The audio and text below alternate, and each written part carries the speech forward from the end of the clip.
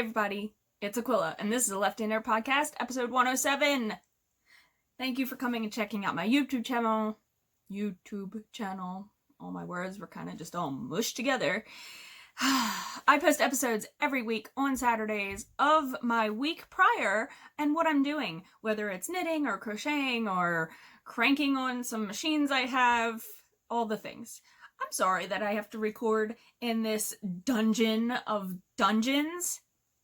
My husband commandeered the living room for work, and well, now I have to use my ring light because the overhead lights here are terrible.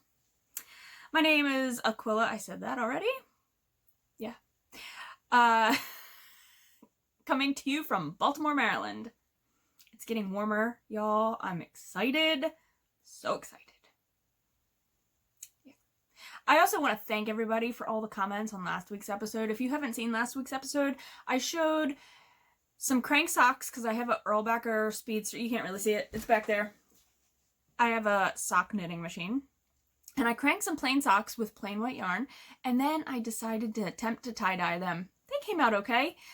Not perfect, but everybody was very super nice about it. And I got a lot of good feedback. I didn't even think about using like actual yarn, like cotton, to tie the ties instead of using rubber hair ties, which ended up breaking and popping in the hot pan. So I have a cat that's staring me down. Do you want to see a cat? Let's see a cat. Hey, Luna Baluna. Hi. Do you want to say hi? This is our rescue kitty. This is Luna. She is a three-legged kitty. She's missing a back leg. This one right here. She's not very happy I did that. Yeah, so she is such a cuddle bug, though. We don't know really how old she is. We're assuming she was about 3 when we got her around, and we don't know how she lost her leg either. So, total mystery. That's okay. We also have 2 other cats. Bud, who is sleeping over there, and Mia, who is always just kind of hiding, which is totally okay. So, all right. I have something new to show you that I cast on. Really exciting, actually, because not that I don't make a lot for my little one, but usually it's not a lot of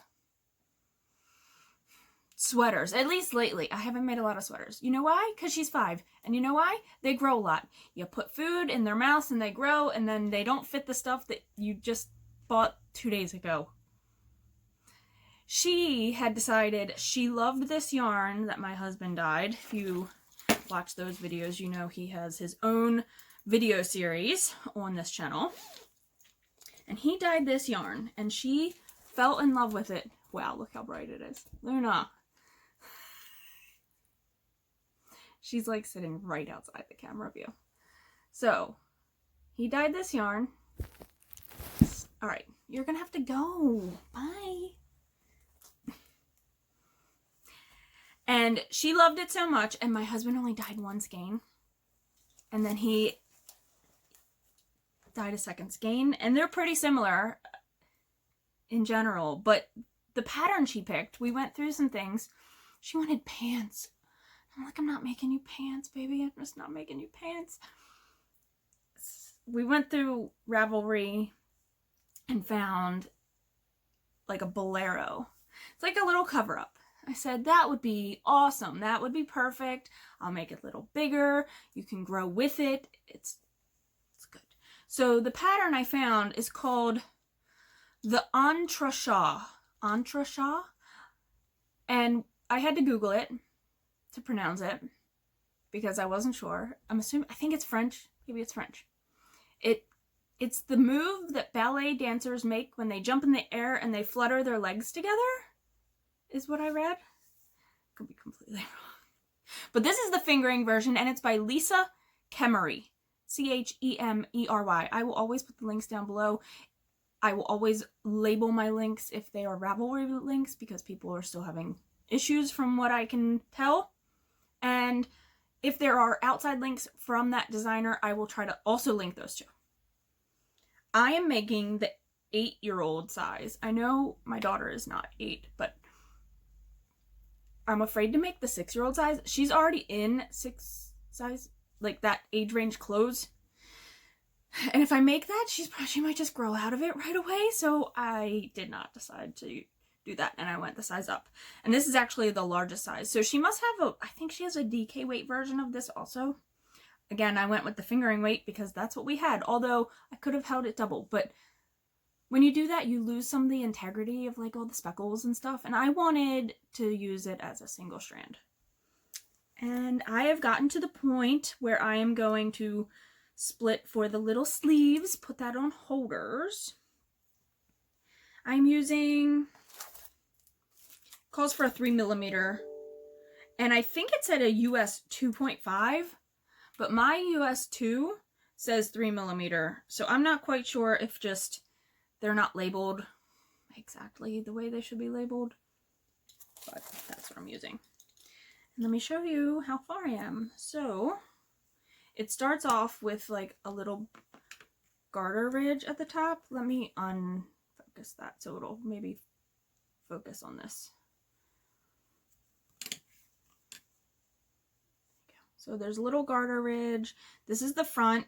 It's really super cute. I'll insert a picture here of what the finished object looks like so you guys can get an idea. So you have the 2 fronts here. It looks awfully small though, doesn't it? So I'm hoping it grows a little. And then it has the raglan increases on it. And it increases in the front because it has a button. It holds it right here. And then it's really, this yarn, I told my husband, I was like, I am digging this so hard. I mean, I love green, but I'm digging it. That's all I have for you guys. I have put a little bit of work in on my sweater for my sister-in-law, and I need to cast on a hat. That needs to happen soon because winter is going to be over and spring is going to be here, and the time is changing next week, so that's going to be fun. I always hate the time change, although it's gotten much better now that Hayes is older. Although it didn't seem to affect her too much when she was a baby, but it did a little bit when she was more like 3, 4, the time change. But I'm excited for the time change because we'll be able to get out and do stuff after we both like get out of school and work and be able to go outside, and it's gonna be nice. So there you go. That's what I have to show you. I'm not sure what else I'll have to show you this week because I never know. It's always a mystery. I mean, not always, because I could just work on that sweater all week if I really wanted to, but I'm not. I really am. I'm loving this, so this might be the only thing I work on. Oops.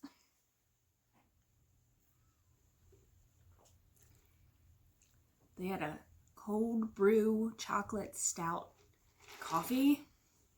I had to try it. I was like, sounds really good. I had this conversation with somebody the other day about stout beer. Are you a stout beer drinker? I like stout beer, but you can have one, right? Like, they're so heavy, they coat your belly, they make you full. Guinness is a stout beer if you just get a regular Guinness, right? I feel like it's like a dessert beer because it's like you should have it at the end. So you can't eat all your meal because then you'll be full and then you can't have your stout beer. I also like the milk stout. Guinness makes a milk stout. Oh my gosh, that is so good. They just opened a Guinness brewery not too long ago, like right before pandemic hit. And we went, and it was so crowded. It was fun though. Like, obviously pre-sickness, super crowded. Got a beer. They had a huge outside area with all these like heated thingies. Yeah, it was neat. It was really neat. And you can do a tour. We didn't do the tour. I did get a milk stout. It's really good. I have a few things to show you now that I've had my rant about some coffee. I think should have me hyped up for the day. Caffeine usually doesn't do a whole lot for me. Yeah. I had to go to the dentist yesterday. Did I tell you guys? I remember in the one episode I was like, oh, I went to the dentist and then it really wasn't my appointment. Well, I went to the dentist because, well, my regular appointment wasn't anything special, but these two teeth on the bottom sometimes feel like when I'm eating anything like harder or crunchy, I feel like they're like micro shifting, like moving. And she said that's normal because there's like a ligament around each tooth and blah, blah, blah. And I was like, okay. But she also thinks, based on the patterns on my teeth, that I am grinding my teeth at night. She said there's not anything happening in my jaw to indicate that it's really bad, because sometimes you'll get like clicking from being a grinder, a tooth grinder. So I am going to get fitted for a night guard. Like, you guys really needed to know that either, but she thinks with stress and just multiple things, she doesn't think it's bad, but she does think it will help me in the long run. Like, people that are like teeth grinders sometimes have like major headaches because of it, and like they get the jaw issues and whatnot. So mine is obviously a mild case because I don't have any of that extra stuff, but she said it could be contributing to why I feel like these micro movements are happening in my teeth. I had braces as a kid, and I've noticed that these teeth aren't as straight as they like were as soon as the braces came off. But I mean, your teeth move. It's just what happens. All right. I ordered this book on recommendation from Sarah, who is my Instagram friend, and she also has a circular sock machine, and we've been talking lots and lots about different ribbing, using your ribber, etc. She told me about this book, and you can go to the CSM, one of the CSM web pages, and they have a link to this woman, and you just PayPal her the money. She doesn't actually have a store. You just PayPal her the money and tell her that you want to order the CSM Selvages book. So I have done that, and I got it in the mail. I think it was $25 plus whatever for shipping. So I don't think that's terrible for an informational book that I obviously need, because I'm not sure what kind of selvage I use. So the selvage is how you cast on the top of your sock doing a top-down sock. It's not for bottom up. My cat's being such a weirdo. I'm sorry. It's not for toe up on the machine. It's for top down. So you do all these different selvages, and her name, if you want to look this up, is Kathy Roletter. And so there's all kinds of different options. There's combinations of doing different hung hems, different ribbed hung hems, garter hung hem, and then just so many. I need to figure out what I really like, and then like practice a few of these. I don't know what I would ever do when I would ever do this one, a drawstring hung hem, but I guess if I was making like a small bag on my machine, which I could do, I could make like a little bag. That would be cute with this little drawstring. Cat is really being weird. But I understand everything. There's like scalloped hung hems. Oh, let me show you these ones, because these are really interesting. So you can do like, you know the Rose City rollers, right? They have that rolled cuff thing. Stacked rolled tops. How cool are those? They're so neat. I definitely want to play with some of these. There was another one on here, like the scalloped hems, they're all really cool. And then she also shows you how to do like stacked scallops. Like, look at that. So you can change, you can have like a contrast color. Look at some of these. I don't want to show. That one has like 4. It's really cool. So I'm really happy that I got this. I haven't done anything out of it, but I did read through.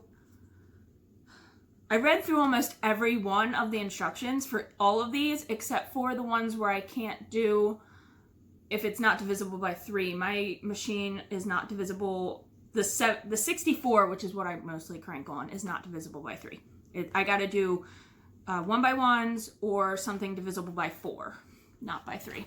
So I didn't even read those because they didn't pertain to me, although my 72 stitch cylinder is divided by 3, so I could do that, but I don't make them for myself, and I don't really make any 72 stitch socks for anyone in my family. Let's go back to the project that I cast on for Hayes and show you the progress, because it's all getting ripped out. I posted on Instagram last night. I had Hazel try this on. I got to the point where I've split for the arms. And it's an interesting construction because you pick up along this front edge. See where my needle is going up like that? So you pick those up. So it's now you're going all the way from here, around under the arm, around the back, under the arm, and up the front again, which gives you that triangular look on when I'll insert picture again so you can see. But I'm ripping this out. I am getting 26 stitches to 4 inches. I didn't do a gauge swatch, and I should have. I'm supposed to be getting 28, so I'm off by 2 stitches, which for 1 inch is half a stitch. Also, I tried this on her, and it just went on. Now I know it's superwash and it'll grow, but I cast on for the 8-year-old size, and she's 6. She's not even 6. So I checked her measurements because I was like, okay, maybe the designer's measurements are small, on the small side. I measured Hayes this morning. She falls between the 6-year-old and the 8-year-old size, which when we buy her clothes, we're always buying 1 or 2 sizes up, depending on the brand and what it is. Because she's not a tiny kid. She, you know, so I want her to get wear out of this, and I don't want her to wear it for 1 season and then it's done. The whole point was I want her to have it for a few seasons. I received a message this morning from Laura, one of my other Instagram friends, and she told me of a tip, which I didn't know, because I was just going to rip it out and go up a needle size or 2, not knowing any base, not doing a gauge swatch either, just doing it, just ripping out and casting on again. She said the grocery girls had once talked about going up 1 needle size for every half stitch you're off per inch. So I'm a half stitch off in my inch because 28 divided by 7 or 4 is 7, and 26 divided by 4 is 6.5. So I'm a half a stitch off in my 1 inch measurement. The pattern calls for a US 2.5 3 millimeter. I've decided going up 1 size to a 3, a US 3 is not ideal because that's only a 3.25 millimeter. I am going to go to a US 4, which is a 1.5 sizes needle size in US terms up. So I'm going to go to a US 4, which is a 3.5 millimeter. So I'm going, I'm not quite sure, and maybe I'll message Laura again and be like, is it US sizes or is it millimeters? Should I be going up a whole millimeter? But I don't think that's right. Because then, excuse me, I'd be going up to like a US 6 for a 4 millimeter. And I feel like that's just way too much of a jump. I think going to a 4, and I'm going to look back at some of the fingering weight sweaters I've done. I'm pretty sure my flax was done on a 4, and I love the fabric of that. And that's a fingering weight sweater. So I'm going to look that up. I think that'll give me a better idea. And I could actually go measure my flax because it's been worn. But I am ripping this out. So all the progress I've made, and it's not a ton of progress. I mean, it is a lot considering it's only a little bolero. I'm going to rip it out though. It's not going to fit, and I'm just not going to, Hazel was even like, Mommy, it's not comfortable, I'm not gonna want to wear it. And I was like, I know, baby, because I wouldn't want to wear it if I felt like a sausage too. I mean, it just, all her measure, like her back measurement though, based on the sizes across her back, underarm to underarm, was saying she was like a 4-year-old.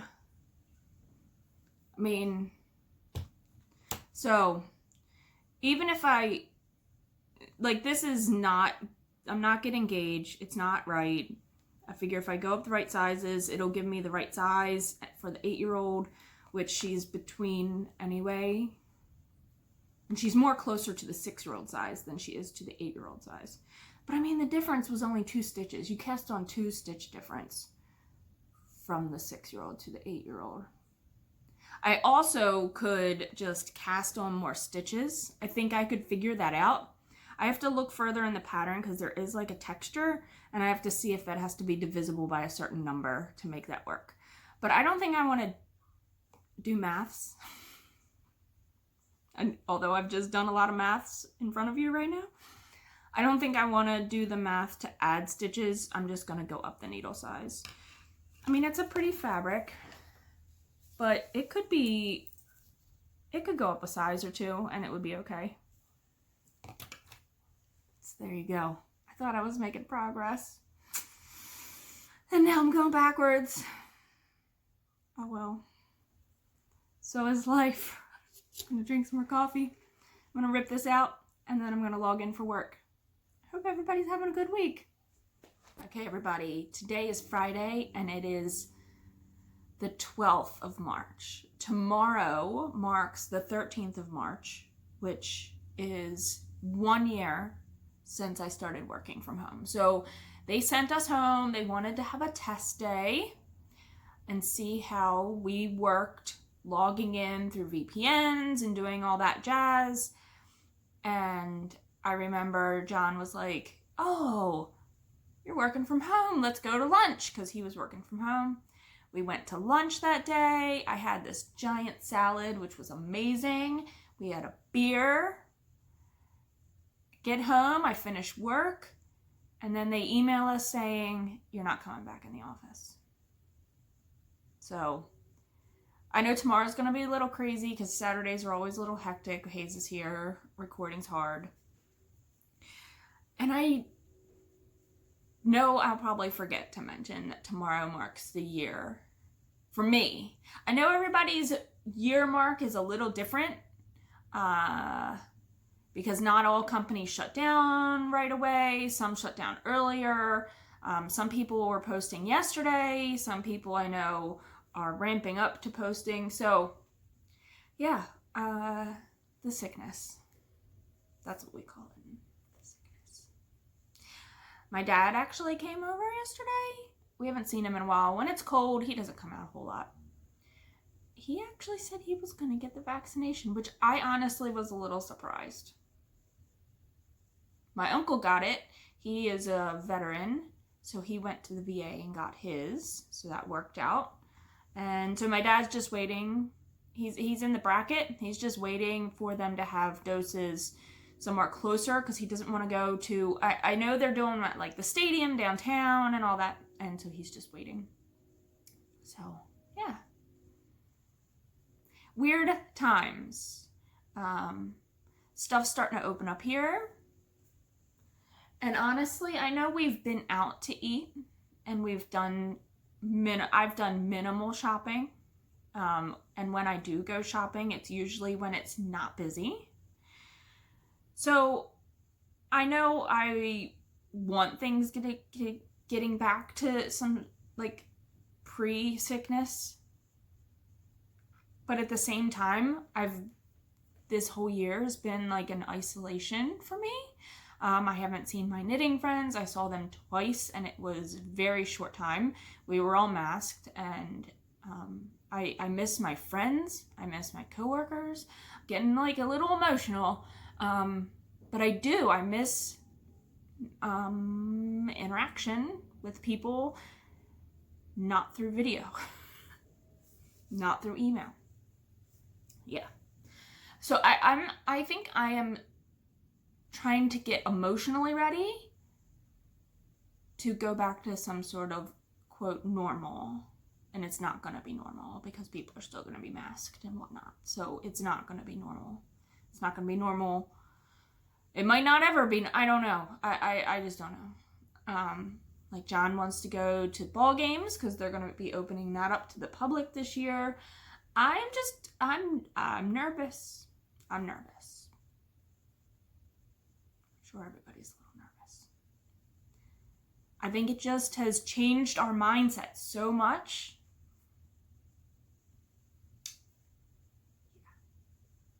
So this morning I sat down, I'm having my coffee. I had what is the brand name of those? They're like the bagels and the English muffins. And I can't remember the company name. Oh, that's terrible. They have like a ton of grains in them and whatnot. So I had one of those. Not that you needed to know that, I guess. And I sat down with my flax sweater. So I was looking up the needle sizes I had used for my flax and my sew faded because I'm working on that little Shrug for Hazel and I ripped it out and I wasn't sure what size to go up to and I was thinking a 4 and I did go with a 4. I'm not going to show you, but it's already significantly bigger. But I was looking up my flax and my sew faded because they were both fingering weight garments and I was curious what size I used for the main bodies of those. And that was a 5, a US 5. So I decided to go with a 4.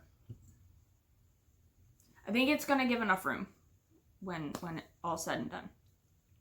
That's not what I'm working on though. So I was looking that up because I needed to have I felt like I needed to have some sort of idea of what size needles to use when I picked up my stitches for that hole in my flax sweater, which of course is in the black yarn. I found that black yarn when I was ripping something else out like a week ago or whatever. This is the black yarn. It's in my project page. I can't remember what yarn it is, but it's a thinner 2-ply. It reminds me of Knit Picks palette and it's not, but I've interchanged this and that and you can't tell.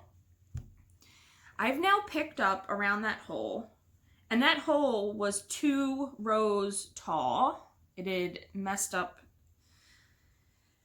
2 stitches right on top of one another. So I had to rip out 2 rows, not rip out 2 rows, but I pulled back, I picked up above the 2 rows and below the 2 rows. And here's what I have so far. And I've also, this is difficult to show. I have, so the hole wasn't that big. The hole was only like 1 stitch, but I have now pulled out stitches, like 9 stitches wide, 9 rows, 9 columns wide. I still don't think it's enough. I've never fixed a hole. And I know people commented the last time I talked about this. It's not going to focus, of course. The strands that I pulled back, and it kind of reminds me of when I do a cut-in heel, so I'm not totally uncomfortable with this. But the strands aren't quite long enough. I tucked them on the inside to be able to show you guys that hole easier. But here's the strands. That's all I have to work with. Do I, at this point, I know it's 2 rows tall, but I'm thinking I just Kitchener it. A loose Kitchener. I don't know how to make that next. Yes, I do. Okay. Sorry. Brain's working as I'm talking and videoing, probably not the best process.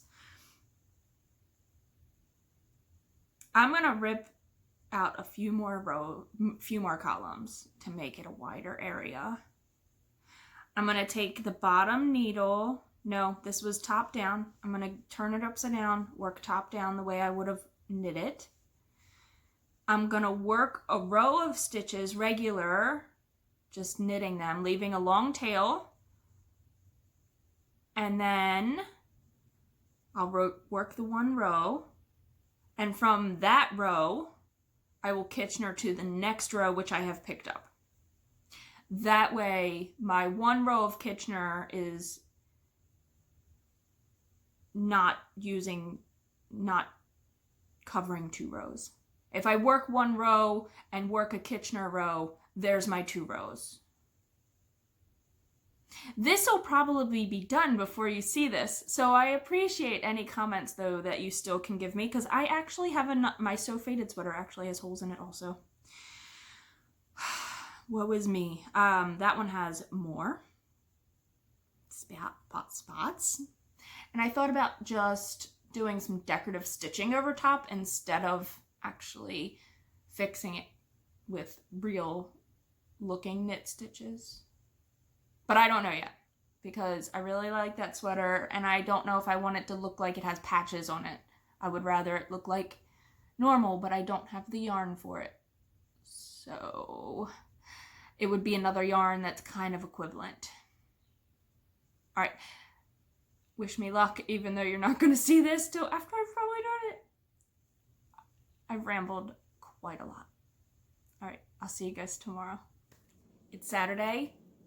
And it's the 13th of March, so let's wrap up this video. I already talked yesterday about the 1-year anniversary of the March 13th, my quarantine time, I guess. That's when my work shut down, and yeah.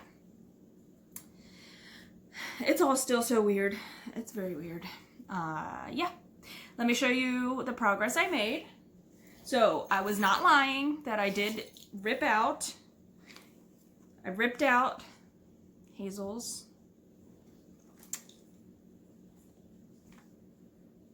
Bolero, Shrug, whatever you want to call it. And I did restart, and this is the neckline. It's already much bigger. And I cast on with the bigger ball. At some point you break the yarn in the pattern, and I will just use this either at the end. I didn't want to have to like cast this on, and then I get to that certain point of doing the increases and everything else, and then I only have like 3 rows to do this, so I just cast on with the larger of the 2. So there we go. All the links will be down below. Oh, I fixed my sweater. It is done. I wove in the ends. I did leave the ends a little long. I ended up doing 1 row of knitting, and then I Kitchenered that row to the row that I had picked up. You can see where it is. I'm okay with it. Well, I know you can. Now where is it? Must be on the other side. Yeah, there it is. Alright. So it was right under the blue, where the black is. It's not super noticeable, and I think when I'm wearing it, you're definitely not going to tell. I did leave my ends long that where it was broken and I unpicked stitches on both sides of the hole. I left those long and wove them in, and what I didn't end up being able to weave in, I left long too, just in case I need to fix it again at some point. But there's the inside. It kind of looks messy because there are some ends and then where I wove it in, but I think to the naked eye, can you notice it? Probably not. So that's exciting. That's done. Now I have a little more confidence to go in and fix my other one that has more than one hole. I have a little bit of progress on my Catbells sweater. This is by Megan Nodecker. I'm using yarn John dyed. It was a fisherman's wool. This is the 3rd ball, I believe, or 4th. But they were, when we bought the original skeins, we did split them in half to dye them because it would have been a huge skein of yarn to dye at once. I mean, he ended up dyeing them all at once, but yarn management wise, it was easier to split the skein and have, hold on. Sorry for the pause. tablet was dying, and she's now gonna play in her room for just a few minutes. I have to charge it, but I'm not getting up to charge it right this second. I'll do it when I'm done.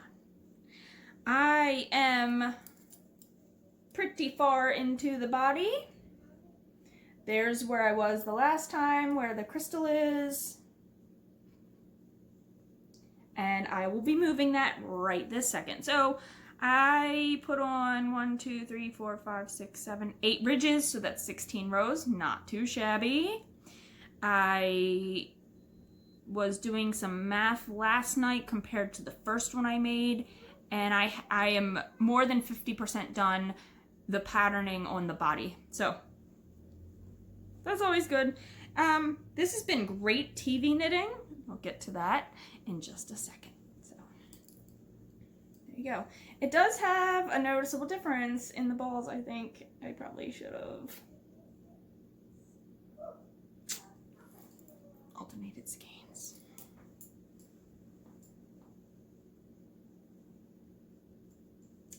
Oops. All right. Last thing I have to show. Do you watch Andi the Knitress? I love her. I love her videos. She makes some of the coolest things, and she's so creative, and she modifies stuff so, I feel like she does it so easily, or she makes things up out of, like, to do out of her head. She made these really cool hats the one time, and I was like, those are cool. And then she made pillows, and I was like, oh man, those are cool. She makes some really amazing stuff, and you should definitely watch her podcast. I will make sure that's linked down below. She had purchased some yarn from us, so I really appreciate that. And I'm sorry I'm putting you out there. Thank you. And then just in return, because she's an amazing human being, she sent me a small package. First, look how cute this postcard is. Be l'amazing. L'amazing. Yeah, l'amazing. Llama. No, that's right.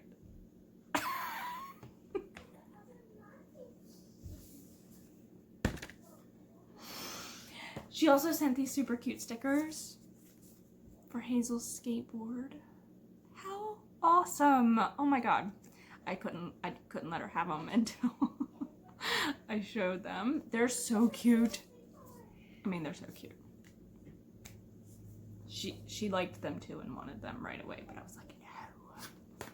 And then I think I've seen this yarn before in stores. I've never actually bought it, or maybe I've seen it just online. I don't know. But it's Earth Yarns, URTH, and you get 2 cakes, and it is 220 yards a cake.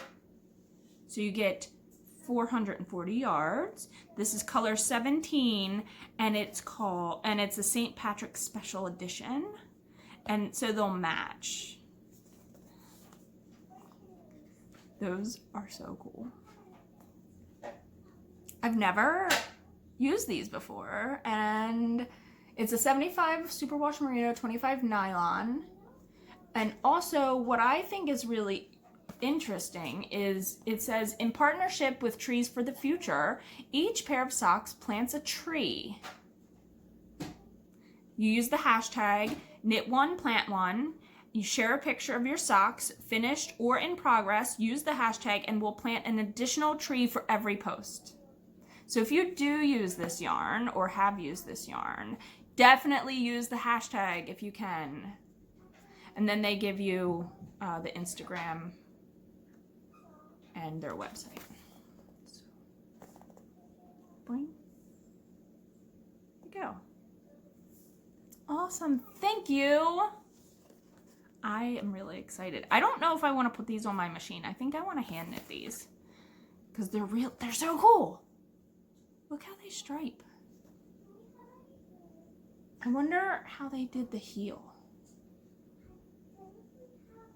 Oh, it went from the orange and the green. They did the heel, and then they picked up maybe and did the, I don't know. That don't look right. It looks like an afterthought heel, like a cut in. But where did they cut their yarn out?